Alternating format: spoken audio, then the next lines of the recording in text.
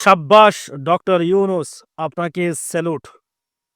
বিগত সরকার যেটা করতে পারেনি আপনি ইনশাআল্লাহ সেটা করতে পারবেন।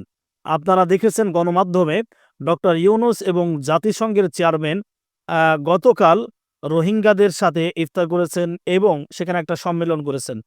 তিনি তাদেরকে আশ্বস্ত করেছেন যে আগামী রোজার ঈদ আপনারা আপনাদের দেশে করবেন। ইনশাআল্লাহ আমি সেই ব্যবস্থাই করব। জাতিসংঘের চেয়ারম্যানকে নিয়ে তিনি এই বক্তব্য দিয়েছেন।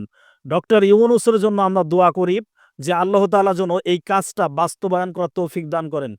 ১২ থেকে ১৩ লক্ষ রোহিঙ্গা বাংলাদেশে চলে এসেছে নিজেদের মাতৃভূমি ফেলে। আমরা চাই তারা তাদের মাতৃভূমিতে যেয়ে আগামী রোজার ঈদ করুক। আমরা ডক্টর ইউনুসের সাথে একমত এবং তার জন্য আমরা দোয়া করছি। আমরা মনে করছি ডক্টর ইউনুস এই কাজটি করতে পারলে আবারও তিনি শান্তিতে নোবেল পাবেন ইনশাআল্লাহ।